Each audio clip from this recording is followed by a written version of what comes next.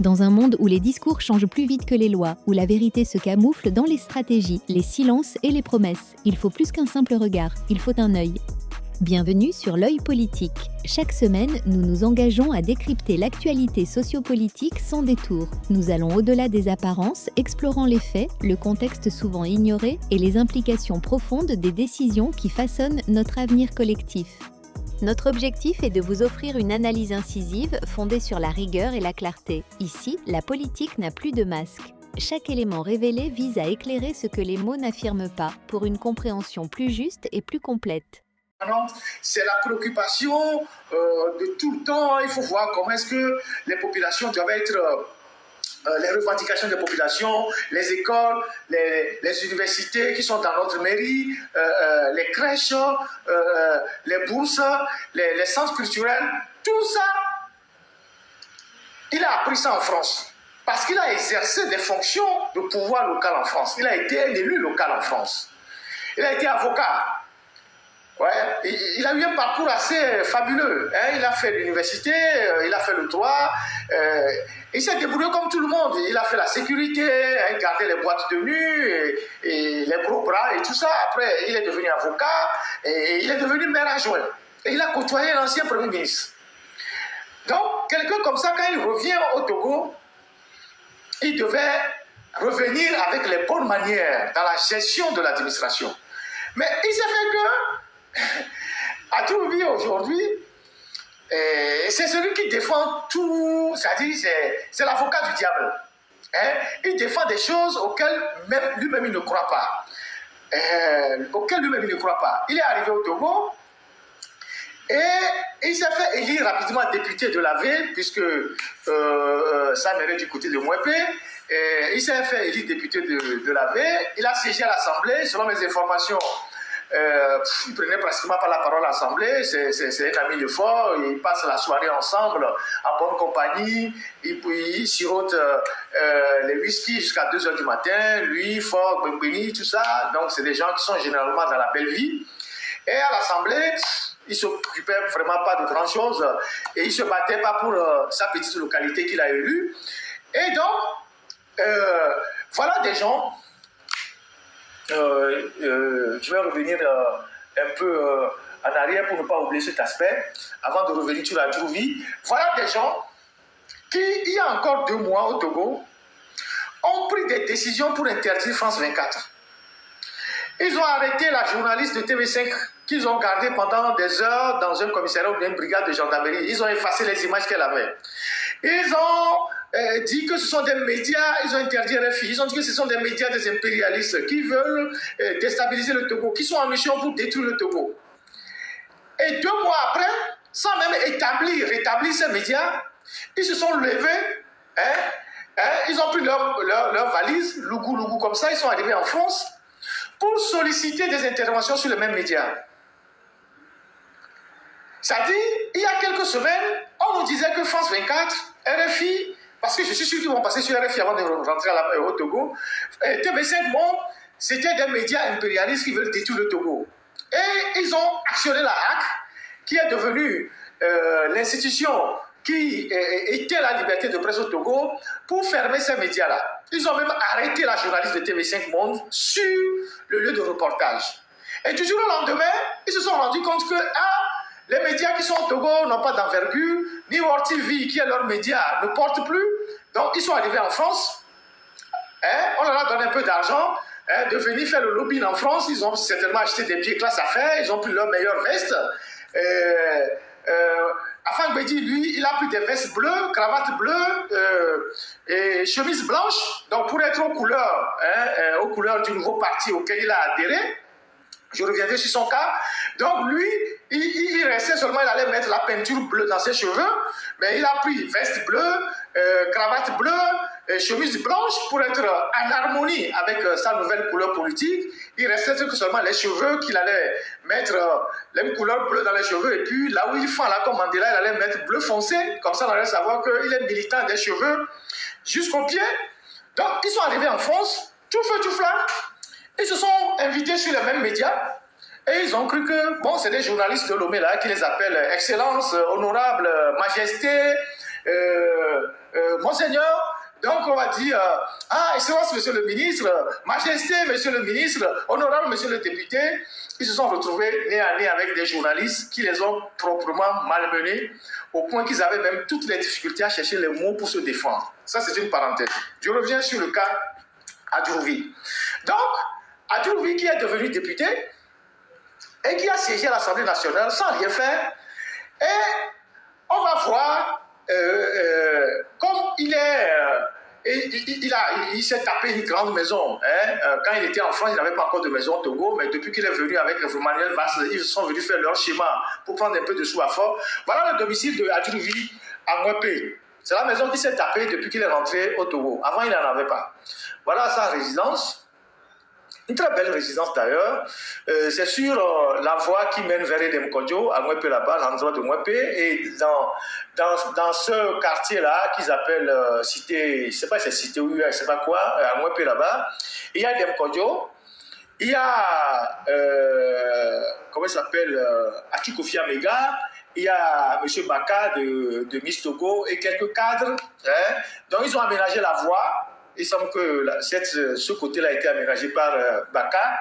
Donc, ils ont bien aménagé la voie. Lui, c'est sa belle maison. Il a tout dedans, c'est tellement piscine, tout pour faire les soirées très chaudes avec les filles.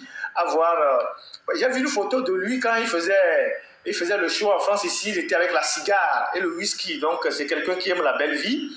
Donc, voilà sa résidence à Mouepé. Et maintenant, on va visiter un peu Mouepé. Comme ils sont venus parler du bilan de Faure Gnassingbé, on va visiter juste un peu Mouepé. On va voir. Mouepé, c'est Lomé.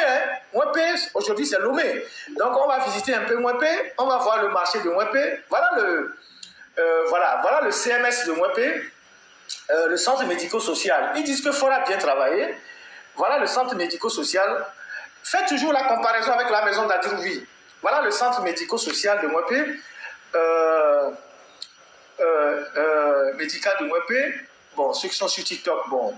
Voilà le centre médico-social de Mouepé. Voilà la cour du centre médico-social de Mouepé. C'est là où on soigne les gens. Nous sommes à Lomé, même si on est dans la préfecture de la V. Voilà le centre médical, l'intérieur du centre médical de Mouepé. Ça a été peut-être un peu arrangé maintenant. Voilà. Qu'on dit que le Mouepéan a trouvé, il a trouvé député le Loméan. Ah ben, on y met le Rodelo. Il a été maire en France. Il est député de la V. Regardez le centre de santé qui est à côté là-bas, à Lomé, à Mouepé. Ça, c'est là où Adjouvi est député.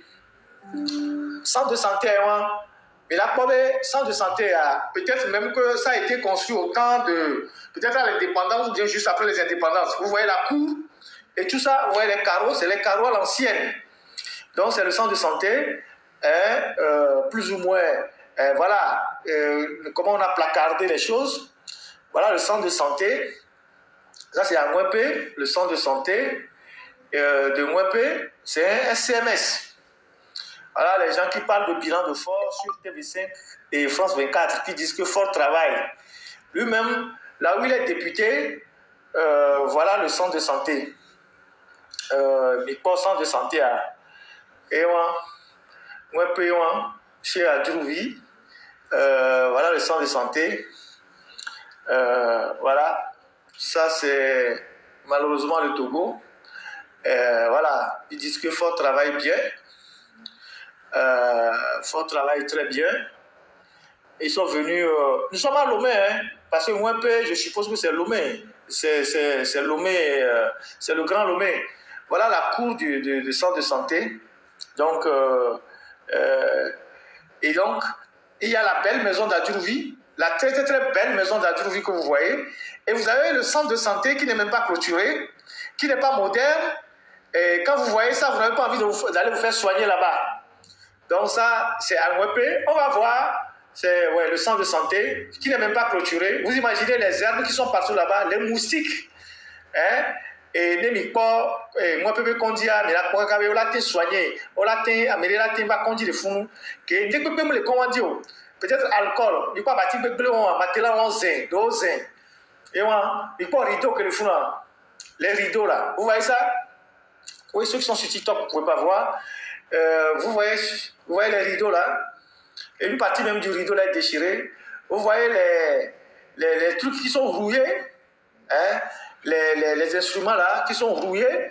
Ça, nous sommes à l'hôpital, pas l'hôpital, au centre de santé de Mwepé, pas loin de la maison d'Adjouvi. Hein. Maintenant, c'est le marché de Mwepé qu'on voit là. Le marché de Mwepé qui est un très ancien marché. C'est un ancien marché parce que ce marché se situe sur le circuit des rails. Et donc, tous ceux qui, pendant longtemps, prenaient les rails pour aller à Kpalimé ont dû connaître ce marché-là qui est un marché très ancien, un marché très ancien à Mwepé, très ancien, parce que le train faisait un arrêt là-bas. Tous ceux qui allaient à Kpalimé, à Agou, à Padja, tout ça, ils connaissent ce marché. Ce marché est du temps colonial, je pense. Ça, c'est le marché de Mwepé. Hein? Voilà. Et Adjouvi, je rappelle qu'il a été maire en France. Maire en France. Donc, quelqu'un qui a été maire en France, il connaît l'importance des infrastructures de base. Hôpital, école, centre de santé, bibliothèque, crèche. Voilà. Donc, ça, c'est le marché de Mwepé. Hein? Le marché de Mwepé. Et voilà, la ville, c'est une ville, la bourgade hein, de Mwepé, ça c'est le carrefour de Mwepé, qui est en même temps contiguë au marché. Vous voyez les ordures, les saletés. Mwepé Bassiewan, il est quoi? Donc à Djouvia, Fikebe. Donc il a sa belle maison à Mwepé, certainement avec toutes les commodités, une piscine, un coin barbecue, un bar, un lieu pour faire la fête, les belles filles arrivent, et puis après, le village, c'est totalement la misère. Le marché, c'est des clés, c'est des hangars, des fortunes, le CMS manque de tout. Et comment vous pouvez comprendre que quelqu'un comme Adjouvi, qui a été maire en France, maire adjoint, depuis qu'il est rentré au Togo pour se mettre au service des Gnassingbé, il n'a pas pu faire un partenariat. Hein? Parce que si tu as été maire en France, c'est que tu connais tous les réseaux des maires en France, des villes en France. Tu peux solliciter un partenariat pour amener des partenaires ou des moyens pour reconstruire le CMS de Mwepé, pour donner des moyens pour reconstruire le marché de Mwepé, pour construire une bibliothèque à Mwepé, pour construire une crèche à Mwepé, pour donner des moyens aux élèves de Mwepé. Mais il ne l'a pas fait. Il vient là en France.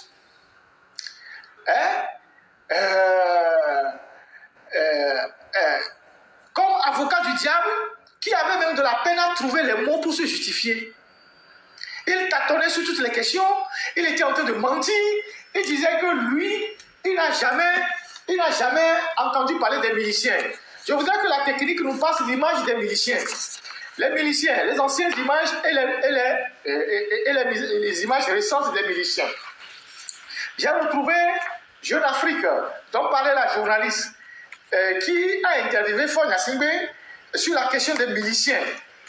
Et j'ai retrouvé cet article-là qui dit, la question a été posée à Faure Gnassingbé, et je vous donne sa réponse. Par Jeune Afrique, les manifestations se sont déroulées depuis le mois d'août et ont fait des victimes. Combien selon votre décompte? Il dit ceci. Je ne cesse de penser à ces victimes innocentes. J'en suis peiné.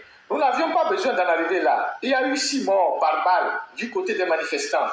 Et 2 morts des forces de l'ordre lynchés et décapités à Sokone. C'est absolument déplorable. Des enquêtes sont en cours et la justice fera son travail. Et le journaliste de Jeune Afrique d'Ambré, on a relevé la présence des milices qualifiées de groupes d'autodéfense aux côtés de la police et de l'armée. Les reconnaissez-vous? Je rappelle que c'est Yark, à l'époque ministre de la Sécurité, qui avait parlé, lorsqu'il a été interviewé, des miliciens, il avait dit que c'est des groupes d'autodéfense qui essayaient de sécuriser les quartiers contre les manifestants. C'est Yark qui les avait qualifiés de groupes d'autodéfense. Et donc, la question a été posée à Faure Gnassingbé. On a relevé la présence des milices qualifiées de groupes d'autodéfense aux côtés de la police et de l'armée. Le reconnaissez-vous? Voilà la réponse de Faure. C'est une réalité. C'est ce que Faure dit. Faure dit que la présence des milices que eux-mêmes ils appellent groupe d'autodéfense au Togo, que c'est une réalité. Il dit, c'est une réalité que je déplore, mais il faut replacer dans son contexte. C'est une réalité que je déplore, mais qu'il faut replacer dans son contexte. Celui des premières manifestations violentes du PNP et des multiples provocations auxquelles ils se sont livrés et auxquelles se sont livrés les militants de ce parti. C'est cela qui a donné naissance à ces groupes d'autodéfense qui sont également condamnables et que nous condamnons. Voilà la réponse que Faure Gnassingbé a donnée à Jeune Afrique sur la question des milices en 2017. Et c'est cette réponse-là que la journaliste a renvoyée au visage de Adjourouvi qui, de façon péremptoire, dit que lui n'a jamais entendu parler de milices. Il n'a jamais connu les milices. Il n'en a jamais entendu parler. Aucune association sérieuse ne l'a saisi sur la question des milices. Et citant les associations sérieuses, il a parlé de la CNDH. La CNDH qui est un instrument du régime. Donc, toujours concernant les milices, il y a en 2017 le Quai d'Orsay qui a réagi. Et je vous lis la réaction du Quai d'Orsay. En 2017, sur la question des milices, le Quai d'Orsay dit ceci. La France reste attentive à l'évolution de la situation au Togo. Nous sommes préoccupés par les rapports sur la présence d'hommes en civil aux côtés des forces de l'ordre pouvant s'apparenter à des milices, a déclaré le porte-parole du Quai d'Orsay, Agnès Romaté, en Espagne. Voilà la réaction du Quai d'Orsay qui poursuit. Le département d'État américain, dans la même veine, a expliqué au correspondant de Los Angeles ceci. L'inquiétude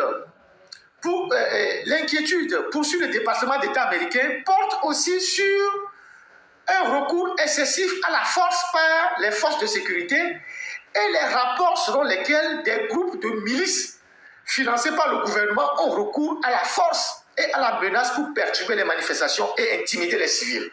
Donc, les milices, non seulement a reconnu leur présence, et il a dit qu'il les condamne, mais le Quai d'Orsay s'en est exprimé, a dénoncé les milices, le département d'État américain a dénoncé les milices, l'ambassade des États-Unis au Togo a fait une réaction le 24 octobre 2017, déclaration du porte-parole État Noët, porte-parole, réaction aux manifestations au Togo.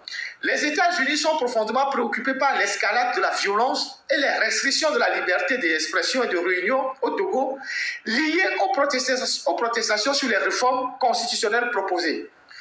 Nous sommes particulièrement préoccupés par les informations faisant état d'un recours excessif à la force par les forces de sécurité et signalons que des milices parrainées par le gouvernement.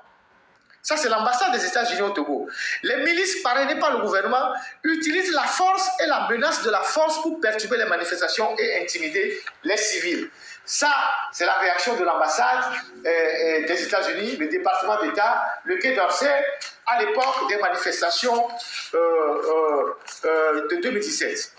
Il y a la Ligue togolaise des droits de l'homme, de maître, dirigé à l'époque par maître Raphaël Adjari-Kpangé, qui a fait plusieurs sorties pour alerter l'opinion et saisir les institutions sur la question des milices. Lettre ouverte à Pius Agbetome et à Yak Damran. La LTDH dénonce une justice bras armée du pouvoir silencieuse face aux milices.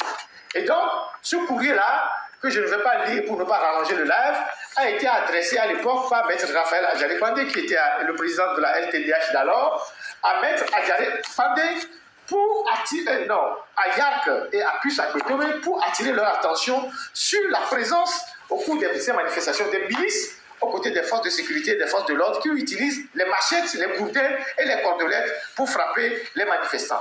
Donc, la question des milices, c'est une longue tradition togolaise. Le régime a toujours eu recours à ces milices-là et on sait qui finance ces milices-là et qui leur donne de l'argent. Et donc, aux dernières manifestations, comme Adjourouvi, il est devenu un aveugle, il ne voit pas bien, Et comme la journaliste lui a demandé, n'avez-vous pas vu les images des milices aux côtés des forces de l'ordre en train de semer la terreur dans la ville? Il dit non, jamais.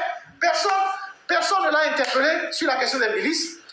Dans ce live-là, que je sais qu'ils suivent abondamment, nous allons reprojeter les images de ces milices-là, les vidéos de ces milices, que nous connaissons presque aujourd'hui totalement parce qu'on fait un travail de documentation sur ces questions de milices, qui les finance, et je peux vous assurer que l'un des principaux financiers de ces milices-là se trouve dans la chambre à coucher de Faure Gnassingbé, et donc Faure Gnassingbé, c'est qui finance les milices autour de lui, et donc on fait un travail de documentation terrible de ces milices-là, avec les nouvelles dispositions en France.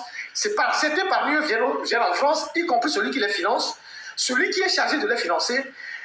Ils vont se faire choper prochainement, vous allez voir, même dans toute l'Europe. Et donc, il y a tout un travail qui est en train de se faire sur ces milices-là. On met les noms sur les visages, qui les utilise, qui les envoie, les véhicules qu'ils utilisent, qui les finance. Et donc, voilà les vidéos. Comme Adjouvi ne le sait pas, on va jouer les vidéos là pour qu'ils puissent avoir la réalité de ces milices. Alors, la technique, vous avez noté.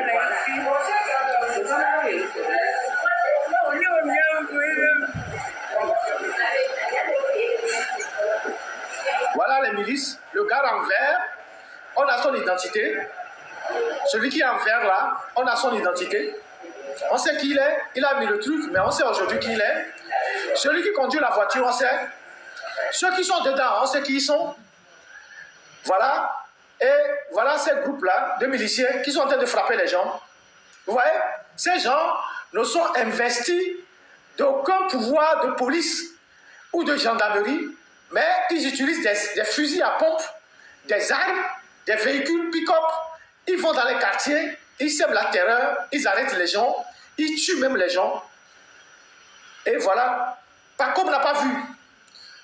Notre cher Paco, Adjouvi, il n'a pas vu. Il n'a jamais vu des miliciens. On ne lui a jamais parlé des miliciens. Il ne sait pas que les miliciens existent au Togo. Et pourtant, il est ministre des droits de l'homme. Quand quelqu'un s'appelle Adjouvi, vous pensez qu'il est intelligent? Être intelligent, ce n'est pas seulement aller à l'école. Le bon sens, ce n'est pas seulement les histoires d'études. Hein. Le bon sens, là, ce n'est pas seulement aller à l'école. Hein? Ce n'est pas seulement aller à l'école. Quand quelqu'un s'appelle Adjouvi et qu'il est comme il est là, pensez qu'il est suffisamment intelligent. Ces gens-là, ils sont là juste pour la vie. Tous ceux qui n'ont pas eu les facilités qu'ils n'ont pas eu en France, parce qu'en France, quand tu es maire, que tu gères une localité, tu dois faire les comptes.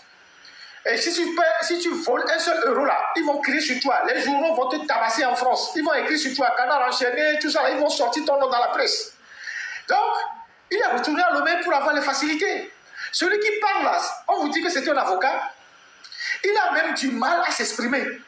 Qui il défendait quand il était en France?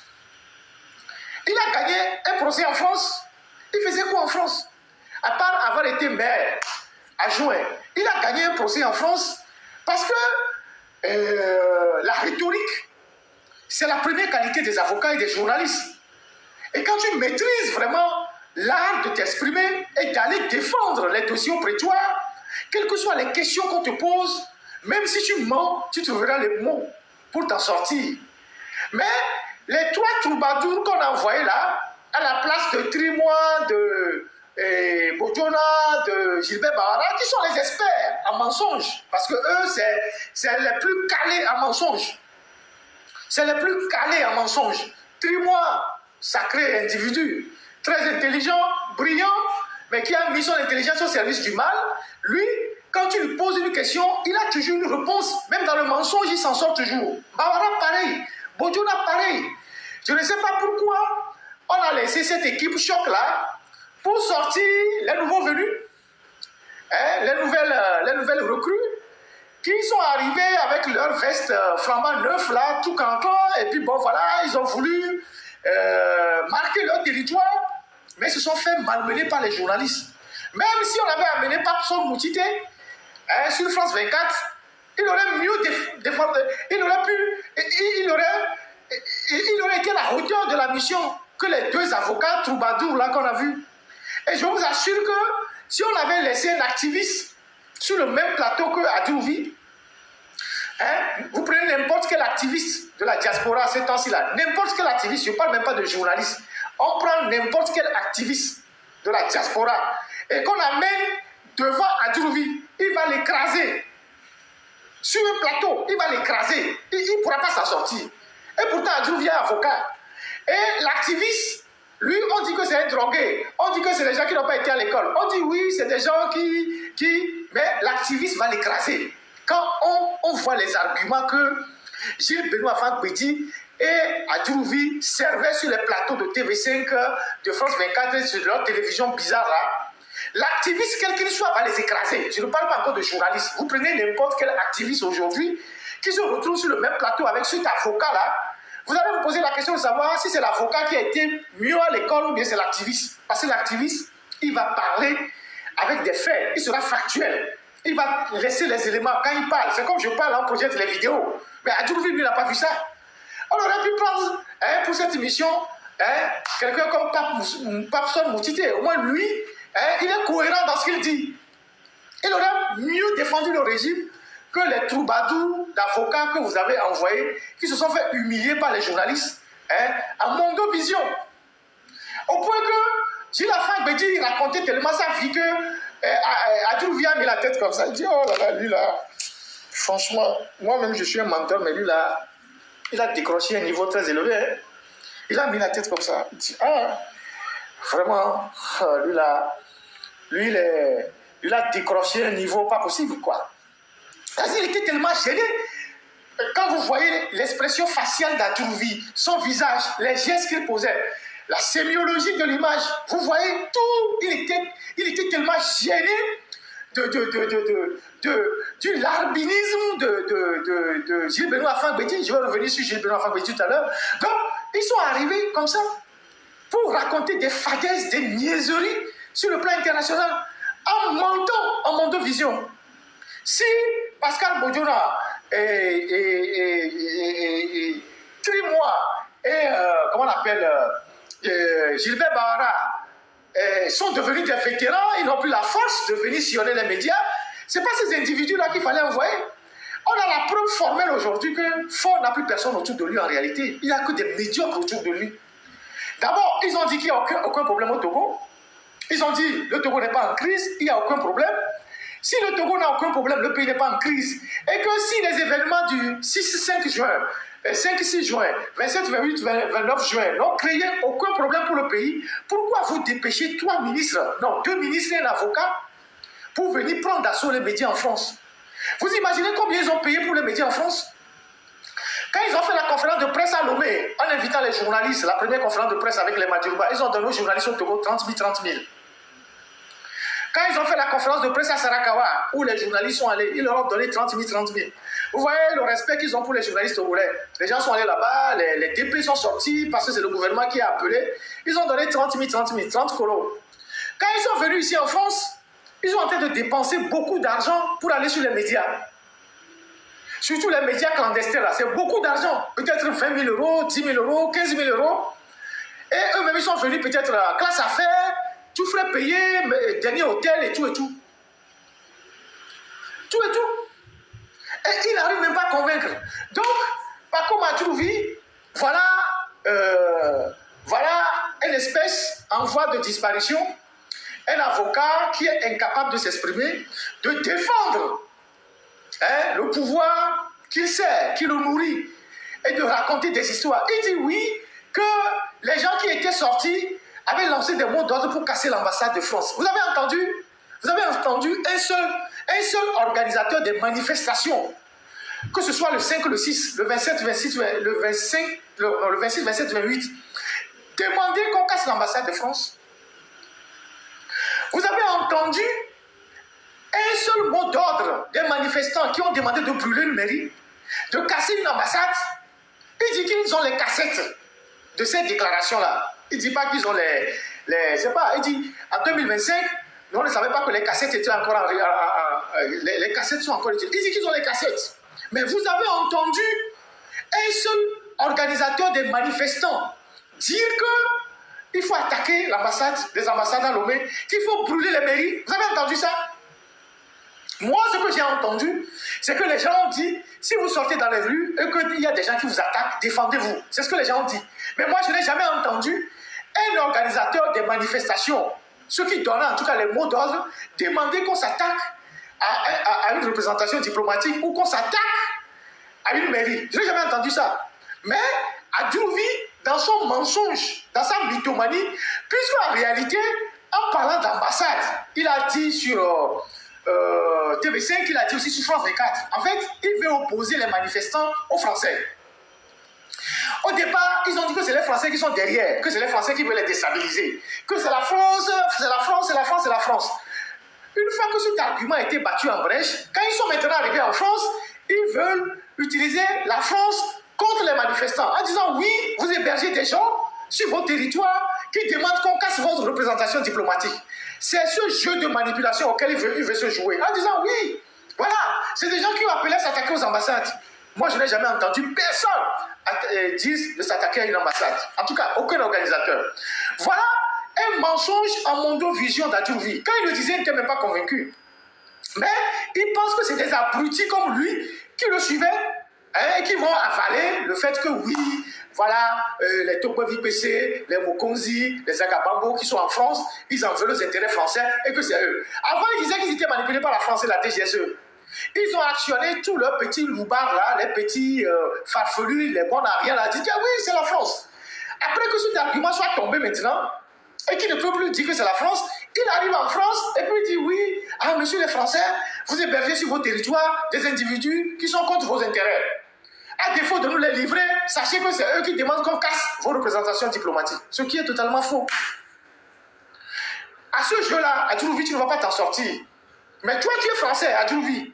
Et tu cautionnes le mal au Togo. Tu cautionnes la torture au Togo. La prochaine fois, là, on va déposer une plainte contre toi. Au moins parce que tu es français, tu seras interrogé par les tribunaux français sur les cas de torture. Puisque tu dis que tu n'as jamais été au courant que Amoron a été torturé. Que Amoron n'a pas été torturé. Mais tu es sérieux là? Tu es un avocat. Par principe, tu es un défenseur des droits humains. Un avocat, c'est celui qui est aux côtés de la veuve et de l'orphelin. Donc ta fonction même te prédispose à défendre celui qui est victime d'injustice, un avocat. Ensuite, tu es ministre des droits de l'homme. Ta mission, c'est de protéger tous ceux qui sont victimes des violences, quelles que soient dans la cité. Tu viens gaillardement, avec ta tête rasée et ta barbichette de merde là, dire que oui, que Amoron n'a pas été torturé, que tu n'as aucune preuve que Amoron a été torturé. Avec ta tête rasée et ta barbichette de merde. Parce que vous êtes tellement méchant qu'on est obligé d'être vulgaire avec vous. Que oui, que Amoron n'a pas été torturé. Tu as un ministre des droits de l'homme, un avocat en plus. Ministre des droits de l'homme et avocat en plus. C'est-à-dire, tu as une double casquette qui te prédispose à la prudence, à relativiser tes propos, à dire peut-être que voilà, nous allons prendre des dispositions parce que la torture est un crime imprescriptible. Quand tu es ministre des droits de l'homme et que tu dis qu'Amoron n'a pas été torturé alors qu'il a été torturé, tu es complice de la torture. La prochaine fois, une plainte sera déposée contre toi. Tu es français. Et contre aussi Madjouba. On ne sait pas encore si lui est français. On saura bientôt. Mais on sait que lui, sa femme et ses enfants sont français. Là, on est déjà, les enquêtes sont déjà données toutes les réponses. On sait. Mais toi, Adjouvi, tu es français. Et tu cautionnes la torture au Togo. Tu vas répondre devant les tribunaux français. Madjouba, qui est ministre de la Sécurité, on verra son cas. Vous tous qui soutenez la torture, avec les nouvelles dispositions en France, là, vous allez voir ce qui va se passer. Prenez ça comme vous voulez. Continuez pas à raconter des bêtises. Et donc, Amoron n'a pas été torturé, il y a les enquêtes qui sont en cours, et madame, machin, tout ça. Tu n'as pas vu les milices. Amoron n'a pas été torturé. Toi, en tant que ministre des droits de l'homme, c'est comme ça qu'on arrête les citoyens. On va l'enlever avec 40 militaires à 21h sur la maison, on l'amène à la gendarmerie, on le tabasse, on l'amène dans un camp de psychiatrique. C'est comme ça qu'on traite les gens qui sont malades. Les gens qu'on arrête, qu'on appréhende des citoyens, toi, ministre des droits de l'homme et avocat en plus. Et vous voulez qu'on croise comme ça les doigts, on vous regarde, on ne dise rien. Mais attendez, ça va pas se passer comme ça. Pas du tout. Donc, voilà, je ne sais pas si j'ai oublié, peut-être que j'ai oublié quelque chose sur le cas d'Ouvi, je vais peut-être revenir. Ils sont tellement, ces gens-là, franchement, peut-être que je vais revenir là-dessus. Et je vais prendre le cas Gilles Benoît Fangbedi. Si je me rappelle de quelque chose que je dois dire encore sur la Djouvi, je reviendrai. Gilles Benoît Fangbedi. Et c'est lui vraiment qui fait pitié dans cette histoire-là. À Djouvi, lui, il était un ami de jeunesse de Foy Nassimbe. Ils faisaient les Kassankou ensemble. Il est à côté de Foy Nassimbe. Lui, il mange bien. Il boit le whisky avec Foy chaque soir. Ils font les Kassankou, ils ont la cigare, ils vivent bien, ils ont tout. Mais Gilles Benoît Fangbedi, lui, je suis triste pour lui parce que nous avons fait le CST ensemble. C'est avec Gilles Benoît Fangbedi qu'on faisait Maître Raphaël Adjaré-Bandé, Gilles Benoît Fangbedi, et puis d'autres, qu'on faisait un peu le tour des leaders pour les convaincre de rentrer dans cette initiative-là et de pouvoir rassembler les Togolais pour pouvoir relancer la contestation. Et je me rappelle que quand Feu Agoïbor n'était pas totalement en phase avec nous, quand nous sommes allés pour le voir à son domicile, à Tokoin Trésor là-bas, parce qu'il a un domicile au rond-point du Trésor. Pas le domicile qui est à Tokoin Nord, non, il a une autre résidence, au niveau du ministre Acha. Voilà. Et donc, quand nous sommes allés là-bas, avec Gilles Benoît Fangbedi, on a échangé longuement avec le bâtonnier. Nous pensons qu'il faut que...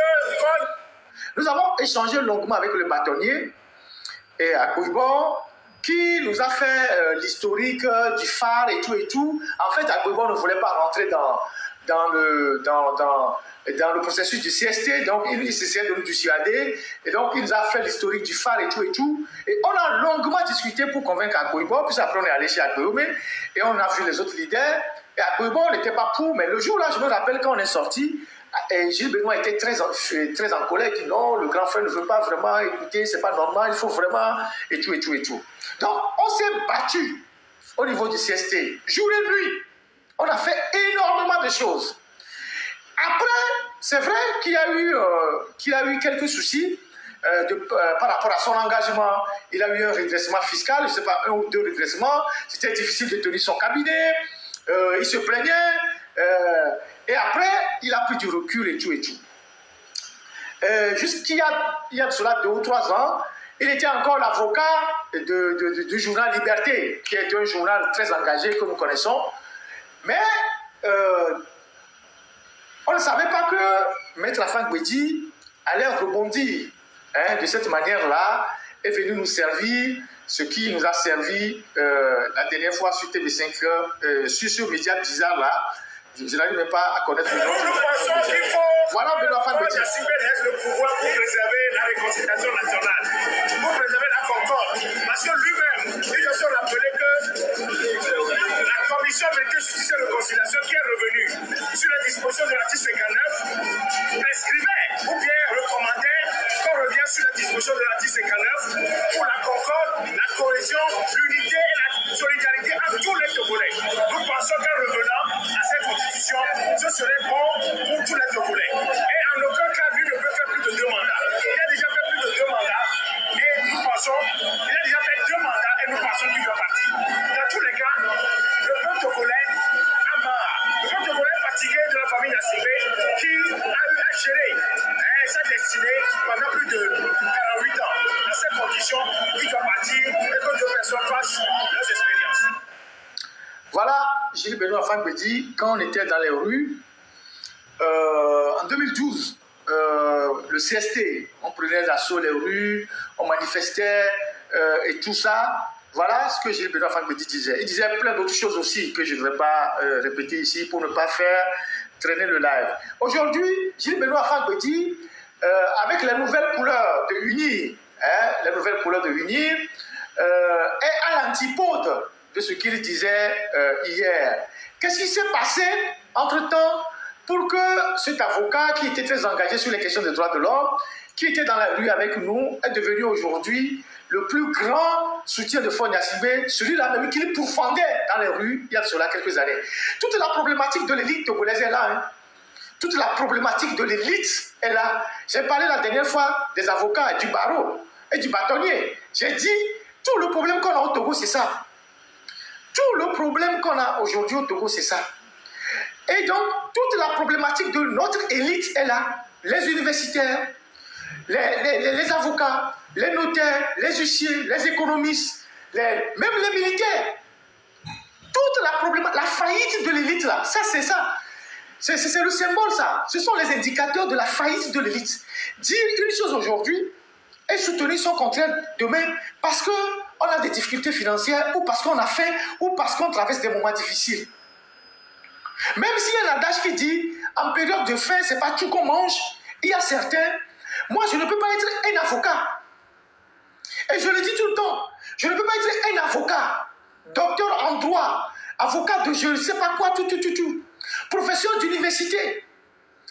Et donc, j'ai les compétences pour travailler partout. Je peux balancer mon CV partout. Je peux travailler partout.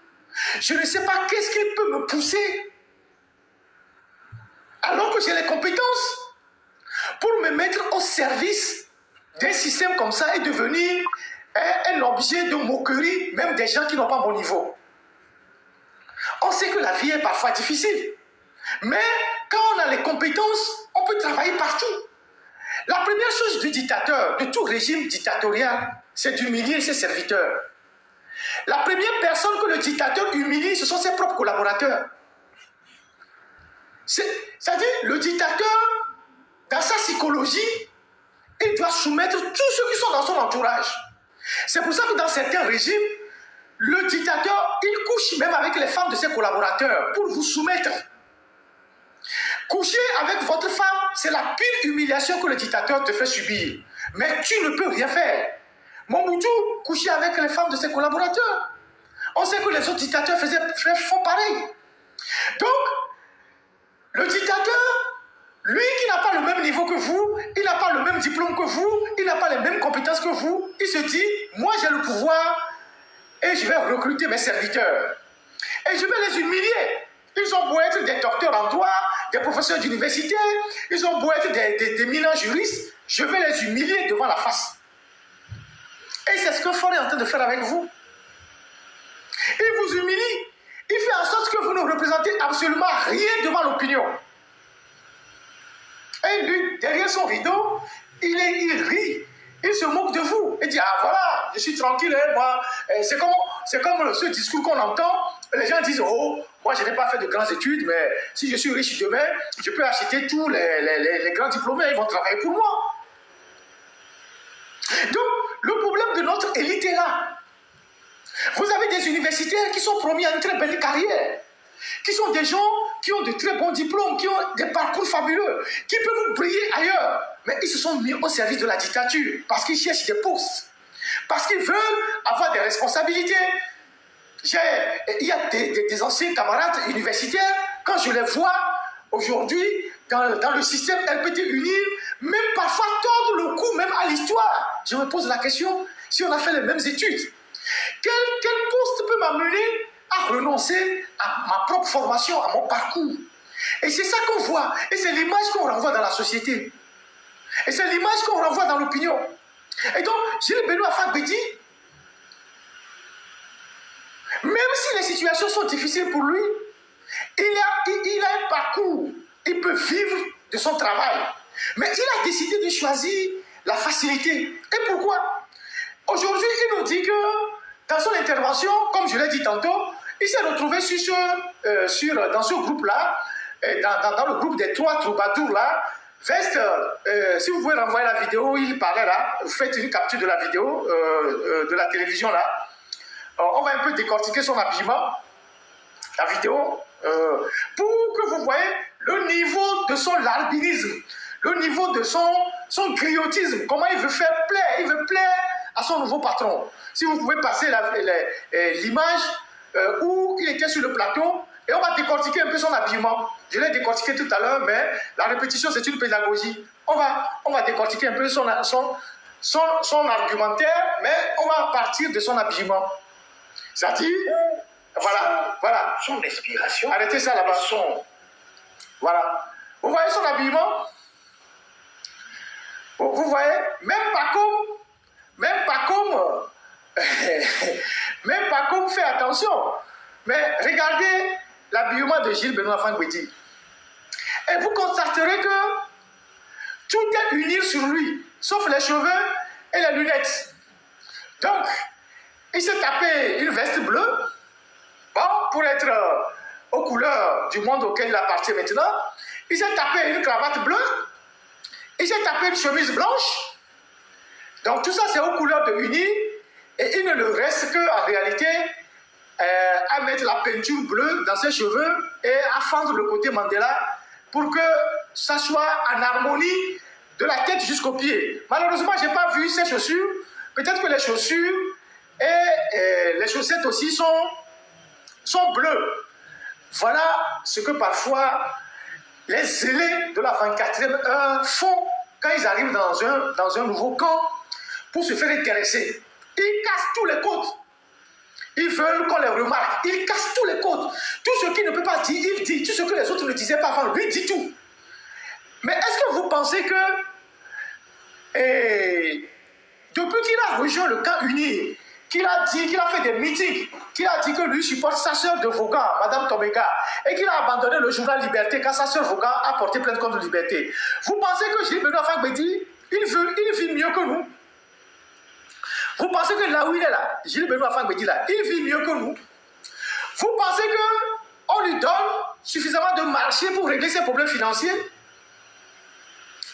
La dictature ne te donnera jamais beaucoup d'argent pour que tu sois à l'aise financièrement. Ils te donneront un peu pour que tu continues d'être à leur service. Ils te donneront jamais, une dictature ne donnera jamais beaucoup d'argent à quelqu'un pour que la personne soit à l'aise et que la personne puisse partir et les laisser. Ils te donneront un peu. Aujourd'hui peut-être 2 millions, demain 3 millions, après 4 millions. Et ça ne va rien te gérer. Parce que tu as des besoins. Au fil du temps où on te donne de l'argent, tu auras des besoins. Ah, je vais draguer une nouvelle femme, je vais acheter une nouvelle montre, je vais acheter une nouvelle veste, je vais faire ceci. Et donc, one to, l'argent est fini. Tu vas prendre le champagne que tu ne buvais pas avant, tu vas chercher la nana que tu n'avais pas pu draguer avant. Et donc, on te donne des miettes pour que tu sois toujours dépendant du système. Mais il n'y a pas que Maître Benoît Fagbedi qui est l'avocat du RPT Unir aujourd'hui. Et je ne sais pas quel marché on lui donne. Les maîtres indiens qui prennent les gros marchés au niveau de la caisse de sécurité sociale, à la chambre du commerce, les gros marchés du pouvoir qui sont souvent donnés à des gens comme Maître